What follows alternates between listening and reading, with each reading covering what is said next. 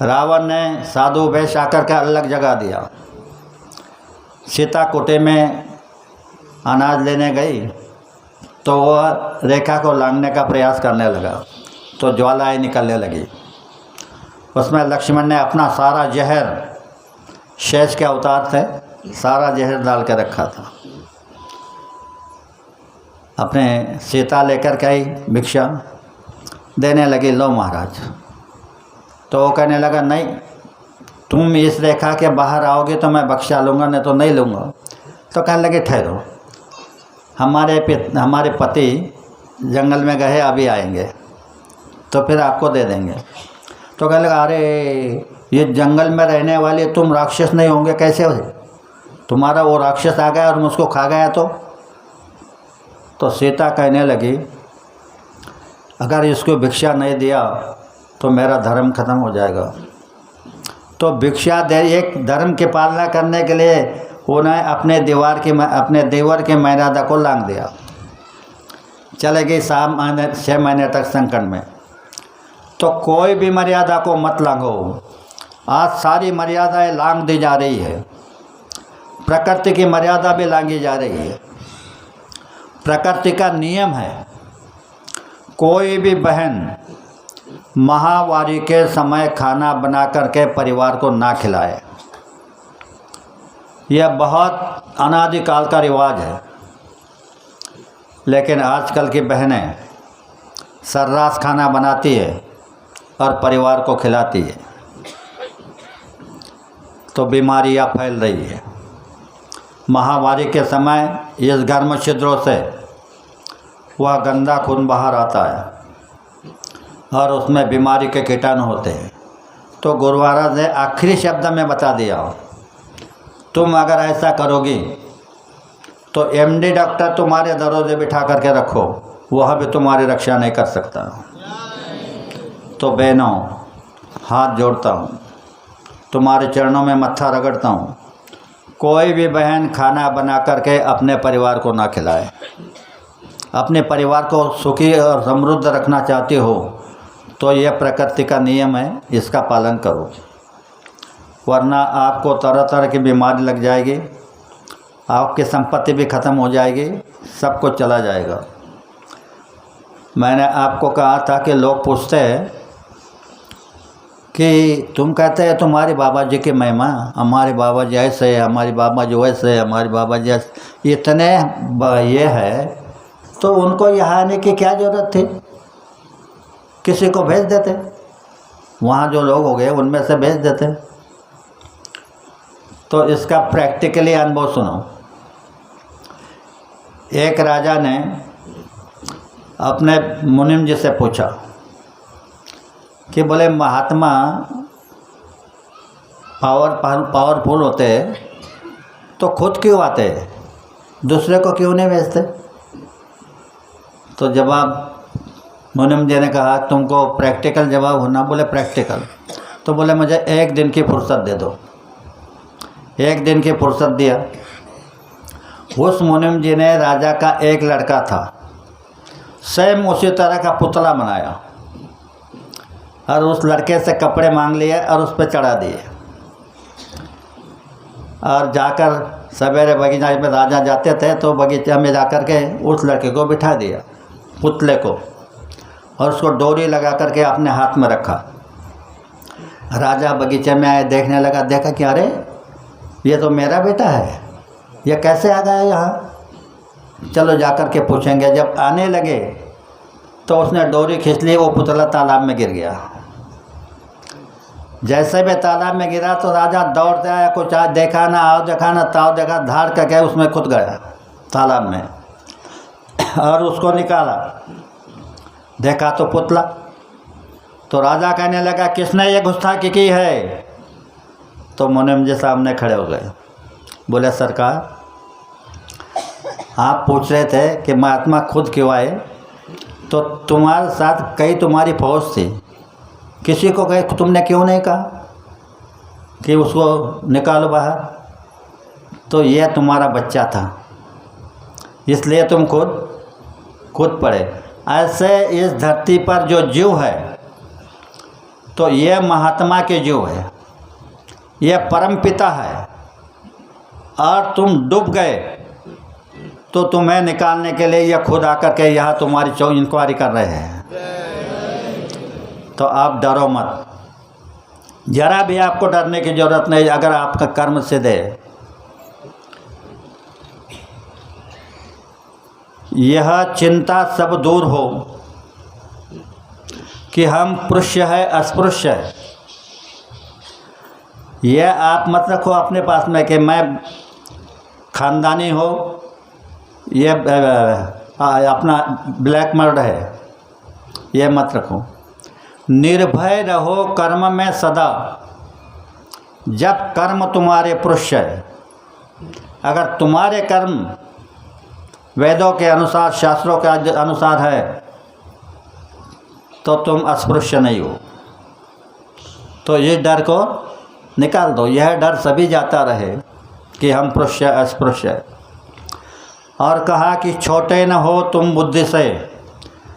अच्छी तरह सुनो भाई और बहनें, छोटे न हो तुम बुद्धि से, हो विश्व से ईशमय, हो राममय और कृष्णमय, जगदेवमय जगदीशमय। ये सारे देवताओं के समान तुम हो, उनका भी शरीर यही है और तुम्हारा भी यही है। राममय और कृष्णमय, जगदेवमय जगदीशमय। हर इंद्रियों पर ताब कर, ये जो इंद्रिया है तुम्हारी 10 इंद्रिया, हर इंद्रियों पर ताब कर तुम धीर रहो, अति गंभीर रहो, और उज्ज्वल रहो सर से सजा, निज धर्म रथ खंबीर हो। अपने धर्म में खंबीर हो, अपने धर्म में बहादुर हो। तो क्या धर्म है तुम्हारा? हिंदू, मुसलमान, सिख, बुद्ध, पारसी, या कौन सा धर्म है? यह धर्म नहीं। यह हिंदू, मुसलमान, सिख, बौद्ध, पारसी, यह धर्म नहीं है, यह धर्म के उपांग है। और यह जो बता रहा है निज धर्म रथ खंबीर हो, तो तुम्हारा निज धर्म, खुद का धर्म क्या है? मानवता। एक मानवता धर्म है। तो ऐसा समय आ रहा है, अगर आपका भाग्य होगा तो देख लोगे, ये सारे धर्मों का जन्म हुआ है। और जिसका जन्म होता है तो यहाँ का नियम है वो मरता है, भले कुछ दिन रहे। तो तुम्हारा हिंदू धर्म है तो वेद मत है, वेदों का मत है। इस्लाम धर्म है, मोहम्मद साहब का मत है। सिख धर्म है, गुरु नानक का मत है। ईसाई धर्म यीशु कृष्ण का मत है। यानी इनके संस्थापक है, इनको जन्म देने वाले हैं। तो इन्होंने जन्म लिया है, यह ख़त्म होगा और एक धर्म रहेगा जो है इंसानियत। तो आप आज से अपने अंदर में इंसानियत को जागृत करो, मानवता को जागृत करो। मानवता जाग जाएगी, नारी धर्म जाग जाएगा। तो यह धरती जो गुरु ने आपको आदेश दिया है कि स्वर्ग का सुख मैं तुम्हें धरती पर दे दूँगा, आज तक किसी भी महात्मा ने यह नहीं कहा कि स्वर्ग का सुख धरती पर दे दूँगा। इसमें भी बहुत गुत्थी है। महात्मा एक दूसरे से मिले हुए होते हैं। हमारे देश के तुकड़ो जी महाराज पूरे महात्मा थे। उन्होंने अंग्रेज़ों के समय एक क्रांतिकारक भजन बना दिया। झाड़ जटुल बनेंगे अस्त्र, पत्थर बनेंगे बम, इस तरह का भजन बना दिया क्रांतिकारक। अंग्रेज़ों ने उनको पकड़ा और लॉकर में बंद कर दिया, जेल में बंद कर दिया। गांधी जी बैरिस्टर थे, उन्होंने उनकी बैरिस्टरी की और वहाँ से छुड़ाया और मोजरी ला कर के वहाँ बिठाया। कह दिया कि तुम प्राथमिक काम करो, यह काम करने वाला आ रहा है। तो संत दो प्रकार के इस धरती पर है। एक प्रकट संत है और दूसरे गुप्त संत है। तो टुकड़ो जी महाराज हर रोज़ उधर जाते थे, इधर आते थे। तो सतपुरुष ने एक बार संदेश पूछा कि धरती की क्या स्थिति है। तो टुकड़ो जी महाराज ने कहा, क्या पूछते हो? धरती के ऊपर गुंडों ने बांधा कंगन है और वीरों के हाथ में बंधन है। तो प्रभु, एक तो रहा तेरे अवतरने का या तो प्रलय करने का। तो बोले भगवान एक तो प्रलय करा दो, नहीं तो तुम आओ। तो उन्होंने कहा तुम चलो, मैं आ रहा हूँ। तो उन्होंने यहाँ जब आए इनके आश्वासन लेकर के, तो ये प्रार्थना बना दी कि है प्रार्थना गुरुदेव से, इनको गुरुदेव नाम उसी समय से रखा, है प्रार्थना गुरुदेव से यह स्वर्ग सम संसार हो। हे भगवान, जब आप आएंगे तो यह संसार स्वर्ग के समान बना दो, अति उच्चतम जीवन बने, परमार्थमय व्यवहार हो। और जब ये काम करने लगे तो इन्होंने आवाज़ लगा दी, उन्होंने कहा स्वर्ग सम संसार हो, और उन्होंने आवाज़ लगाई अगर तुमने मेरी बात को मान लिया, मुझे बताए रास्ते पे चले, तो स्वर्ग का सुख मैं तुम्हें धरती पर दे दूंगा। कितना बड़ा आपको संदेश है, कितना बड़ा आपको आशीर्वाद है। तो आप स्वर्ग का सुख चाहते हो या नरक जाना चाहते हो? रास्ते तो दो है, इसीलिए कहा दो धारे चलेगी। और अंत में आपको समझाया कि छटनी होगी, तुम उसमें मत पड़ना, और ये पचड़े में मत पड़ना कि स्वामी जी का आ गए, मैं जो कह रहा हूँ इसको करो, इसमें तुम्हारी भलाई है। तो आदेश क्या है गुरु महाराज के? आप सुमिरन करो, ध्यान करो 2 घंटे सुबह शाम को, नशीली चीज़ों का सेवन मत करो, मांस मछली मत खाओ,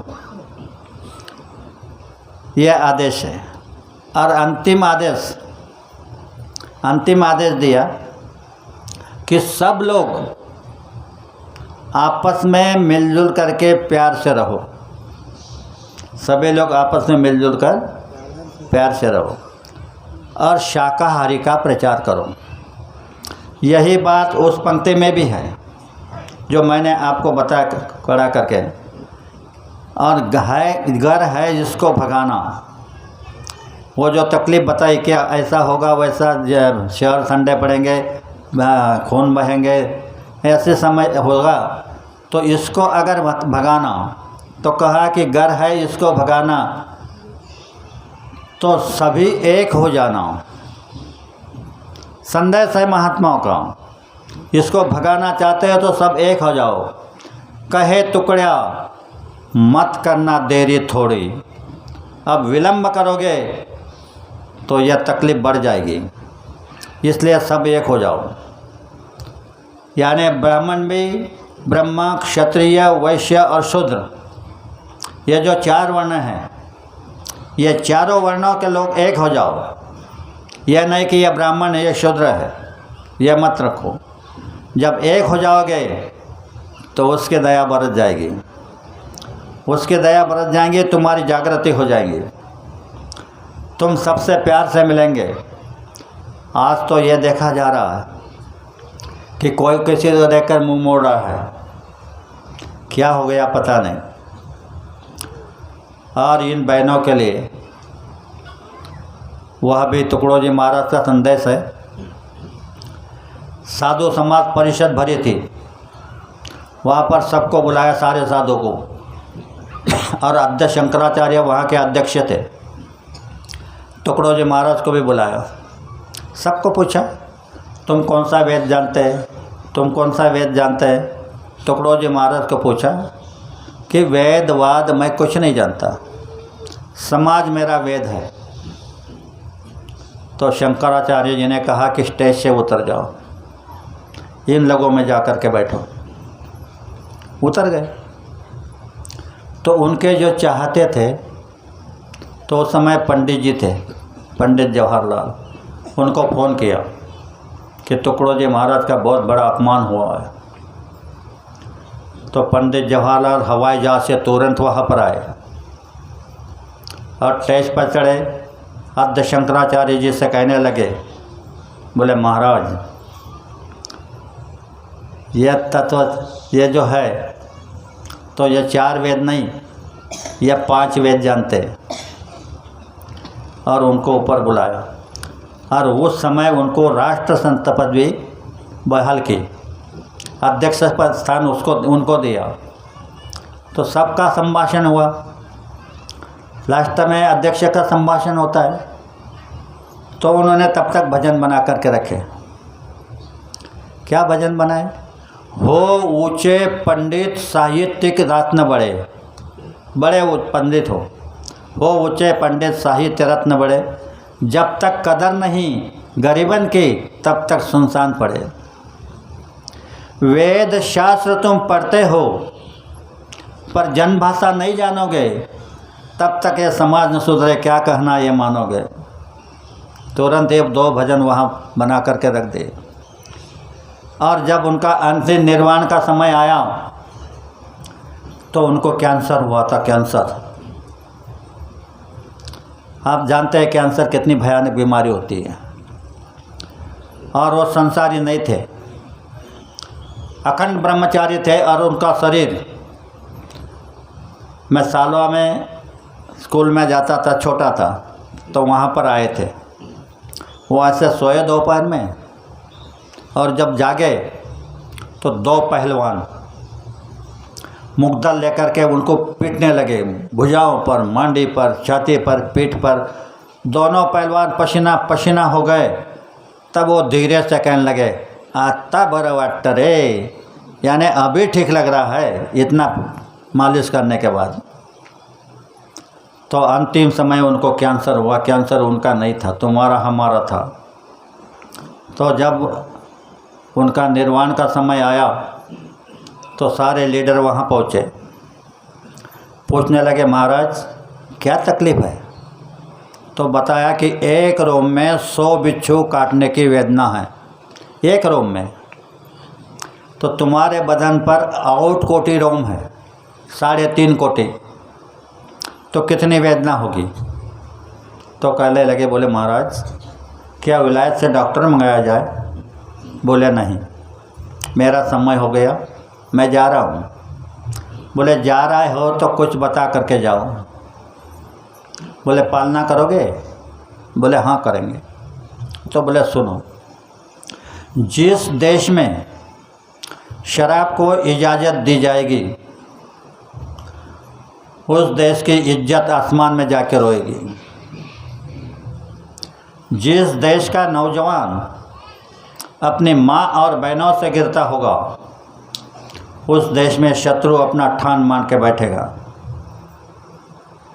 इन्होंने पूछ लिया और शराब की दुकानें खोल दी। तो देश की हालत क्या है आपके आंखों के सामने है। महात्माओं से कुछ पूछना नहीं, और पूछा तो जान चलेगी तो चलेगा, लेकिन उसका पालन करना, तुम्हारा कल्याण हो जाएगा।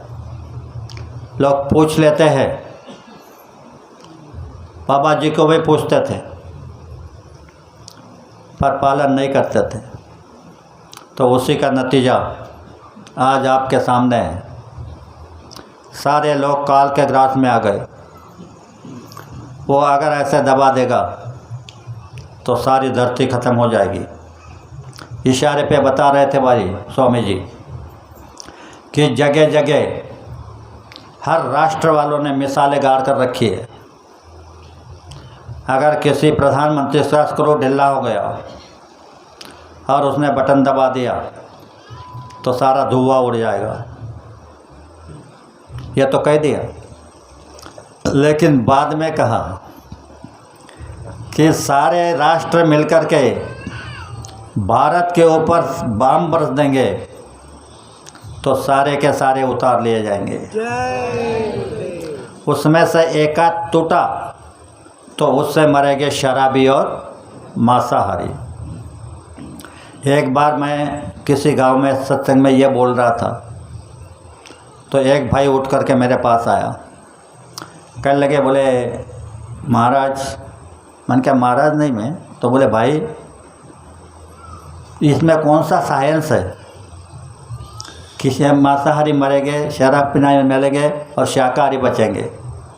तो मैंने कहा भाई साइंस वगैरह मैं कुछ नहीं जानता, लेकिन मैं ये ज़रूर जानता कि जो शराब पीता है, मांस खाता है, उसके अंदर हीट ज़्यादा होती है, उष्णता ज़्यादा होती है, और जब वो बम फटेगा तो गर्मी पैदा हो जाएगी और वो बर्दाश्त नहीं करेगा, तड़प तड़प के मर जाएगा।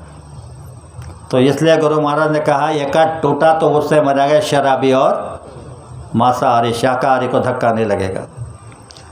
तो प्रेमी भाइयों और बहनों, काफ़ी समय हो चुका है, मैंने आपको 2 बातें समझाई, ये मेरी नहीं, यह सब महात्माओं की। एक दूसरी बात छुड़ा देता हूँ और मैं 2 शब्दों को विराम देता हूँ। सब लोग ये देख रहे हैं कि सतयुग सतयुग सतयुग, सबका ध्यान उधर है। तो रविदास करके महाराज है, उनका भविष्य वचन है, भारत में एक विलक्षण पुरुष का जन्म होगा, वह कदम बेश में विचरेगा, जीते जी कई बार मरेगा, कुशल सेनानी होगा, इंग्लैंड पानी में डूबेगा,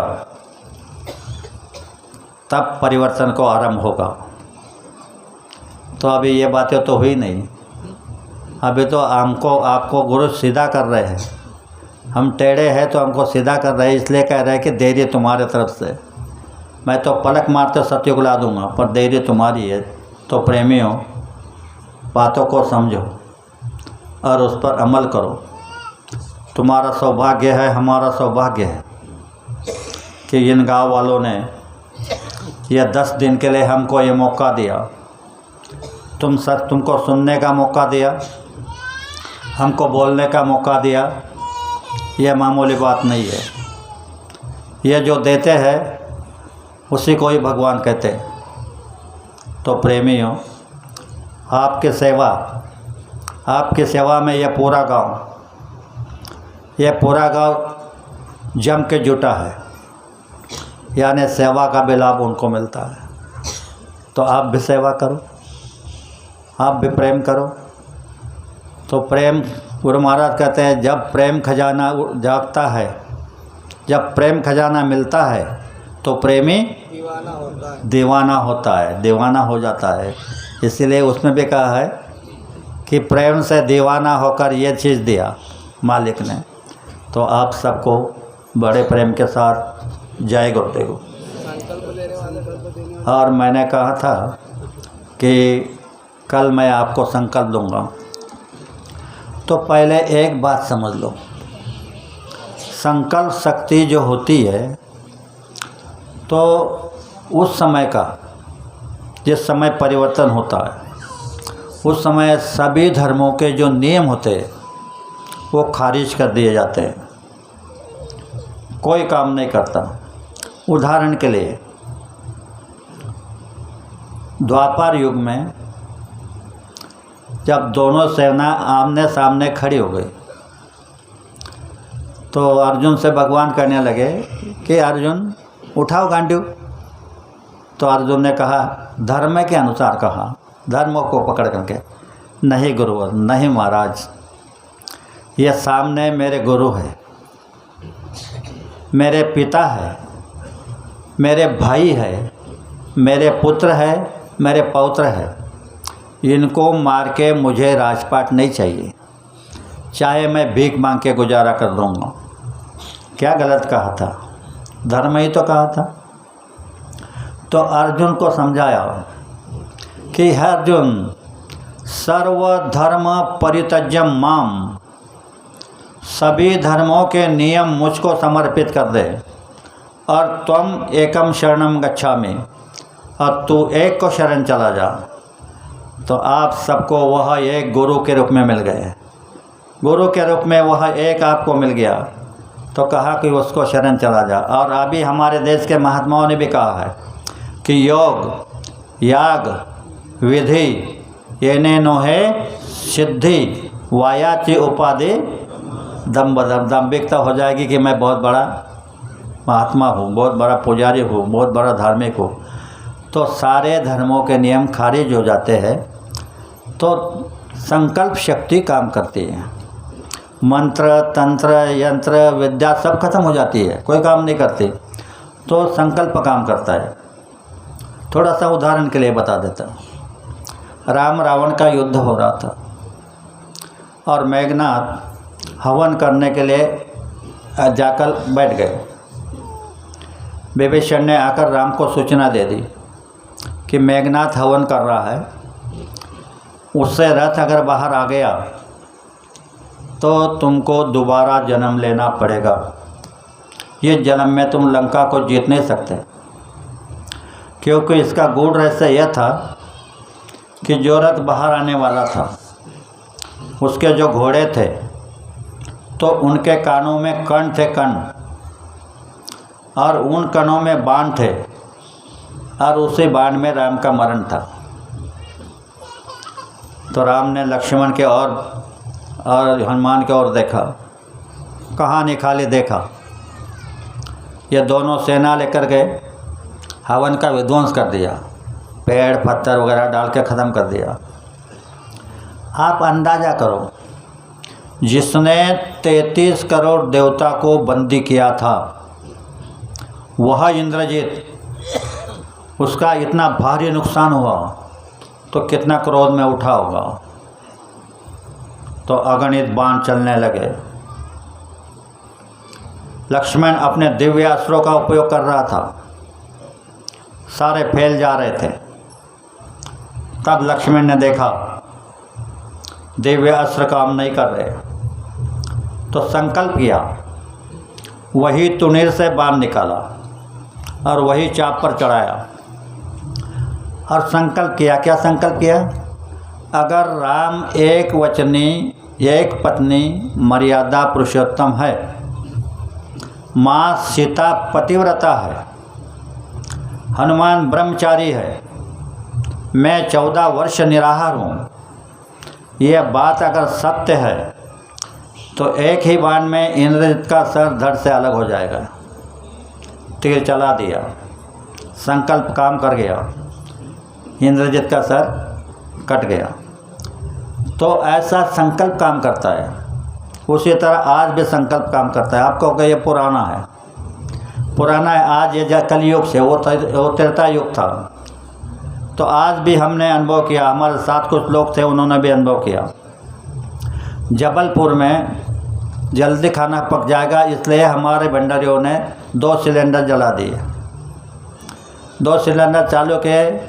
मैंने अर्चना को कहा बेटा 2 भजन गा दो। पहले भजन समाप्त हुआ, तब से एक सिलेंडर में आग जल उठी, सिलेंडर जलने लगा। उसको बुझाने लगे तो दूसरा भी जलने लगा। यह बुझाने के प्रयास में बगल में घोड़े तेल का डब्बा था, वो पिघल गया, गिर गया, वो भी जलने लगा। ऐसे टैन लगा हुआ था, बगल में यह खाना बन रहा था, तो टैन में आग की लपटें आने लगी। दादा और मैं टैन में कुर्सी पर बैठे थे, बाकी लोग भी कुर्सी पर थे सब। तो कॉलोनी वाले भागने लगे, कहने लगे 2 सिलेंडर है, कॉलोनी बचेगी नहीं। और हमारे सत्संगी जय गुरुदेव बोल करके सिलेंडर की ओर जा रहे बुझाने को। मैंने दादा को कहा बाहर चलना पड़ेगा। दादा मेरे साथ बाहर आए। मैं दादा को समझ रहा था कि दादा बड़े कठोर हृदय के हैं, लेकिन जैसे भी बाहर आए और चिन्ह देखा तो दादा रोने लगे। तो दादा को समझाना मुझे मुश्किल हो गया, इतने रोने लगे कि ये क्या है। तो मैंने देखा ये ऐसे बुझेगे नहीं, इसको संकल्प की ज़रूरत है। तो संकल्प किया। क्या संकल्प किया भाइयों बहनों सुनो। पहले तो भौतिक आजमाइश कर ली, मंत्र करके मंत्र पढ़ के भी देखा, कुछ नहीं हुआ। तो संकल्प किया कि हे गुरु महाराज, आपके आदेश से ये लोग धर्म प्रचार को निकले हैं, अपने खर्चे से चल रहे हैं, इनको मान सम्मान की ज़रूरत नहीं है। ये बात अगर सही है तो ये सिलेंडर अभी बुझ जाए। जैसे बटन दबा करके बल्ब बुझ जाता, ऐसा सिलेंडर बुझ गए। तो ये आप भी कर सकते हैं, पर आपके अंदर निर्मलता होना चाहिए। जहाँ मिलौनी है वहाँ नहीं होगा। तो आप निर्मल हो जाओ, आप भी सब कुछ कर सकते हैं। तो वही संकल्प आज का मैं आपको दे रहा हूँ। पहले मैं बोलूँगा, बाद में आप बोलना। बोलो जय गुरुदेव। हे गुरुवर, हम सबको सच बुद्धि दो। सच बोलने का ज्ञान दो। सत स्वरूप का अभ्यास दो। सत कर्तव्य करने की शक्ति दो। हे भगवान, हमारे अंदर जो कुछ कमी नज़र आती है उसमें हमारा ध्यान लगाकर उसे पूर्ण करने का साहस दो। हे बाबा जय गुरुदेव जी महाराज, हम कलयुग के अज्ञान जो है, ना धर्म जानते हैं, ना कर्म जानते हैं। जाने अनजाने हमसे जो गलतियां हो गई उसे माफ़ कर देना। हे विश्व धर्म को नियमन करने वाले परमात्मा, हम तुझको स्मर के प्रतिज्ञा करते हैं। आज से हम मांसाहार नहीं करेंगे, नशीली चीज़ों का सेवन नहीं करेंगे। अंत समय में तुझ में समरस हो जाऊं, यही हमारा उद्देश्य है, यही हमारा ध्येय है। इसे पूर्ण करने हमें शक्ति दे, वरदान दे। शक्ति दे, वरदान दे। जय गुरुदेव। तो जय नए लोगों ने यह संकल्प लिया हो तो उनके लिए आप मांस मछली से दूर रहना, नशीली चीज़ों से दूर रहना। सुबह और शाम, सुबह 4 पैर से उठे तो इसी 4 पैर पर बैठ कर के एक माला जय गुरुदेव नाम की करना। शाम को सारे काम काज निपट करके जब 4 पैर पे जाओगे तो एक माला जय गुरुदेव नाम की करना। शाकाहारी रहना, नशीले चीज़ों को त्याग देना, महात्मा के बताए रास्ते पे चलना। तो ये पुराने लोग और हमको गुरु महाराज ने सवेरे 8 माला और शाम को 8 माला का आदेश दिया है। तो ये 8 माला करने वालों को जो मिलेगा वह तुमको 2 माला करने वालों को मिल जाएगा। लेकिन आपको पालना करना पड़ेगा, आप दूर रहना। तो प्रेमी भाइयों बहनों, यह संकल्प आपने ले लिया। इसके पीछे एक गूढ़ता है, वो मैं आपके सामने रखता हूँ। आप सभी लोग अपनी अपनी संकट का, अपनी अपनी चिंता का याद कर लो और जब गुरु महाराज के पास जाओ और उनसे मन ही मन प्रार्थना करो कि हे भगवान, मैं ये चाहता हूँ, मेरी ये इच्छा है। तुम्हारी इच्छा पूरी नहीं हो जाएगी तो बाबा जी को बाबा जी मत कहना। इसी के साथ साथ मेरे 2 शब्दों को विराम देता हूँ। बोल चुक की माफ़ी चाहता हूँ। आप सबको बड़े प्रेम के साथ जय गुरुदेव।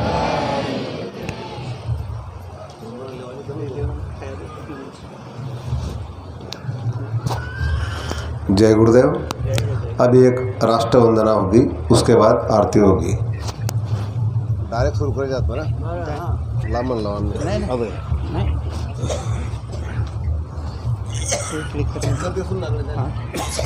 जय गुरुदेव। तन मन धन से सदा सुखी हो भारत देश हमारा, सभी धर्म और पंथ पक्ष को दिल से रहे प्यारा। विजयी हो विजयी हो विजयी हो भारत देश हमारा।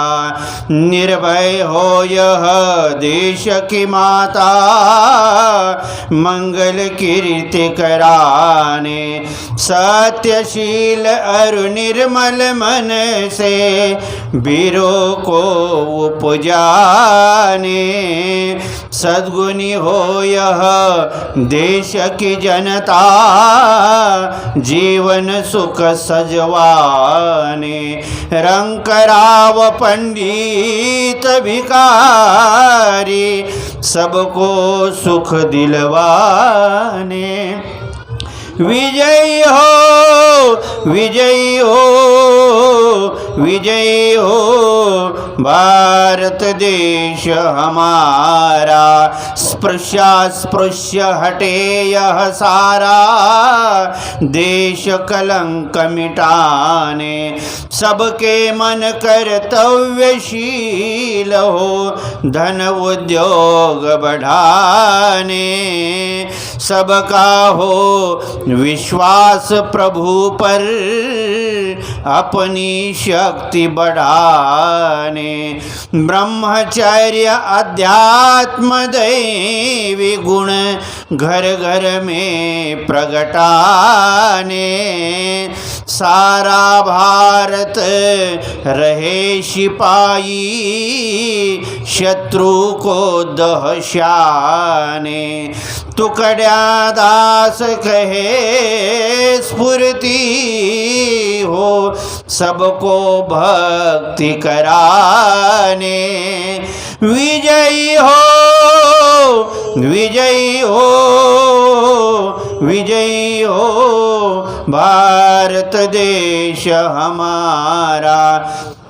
तन मन धन से सदा सुखी हो भारत देश हमारा। भारत देश हमारा। जय गुरुदेव।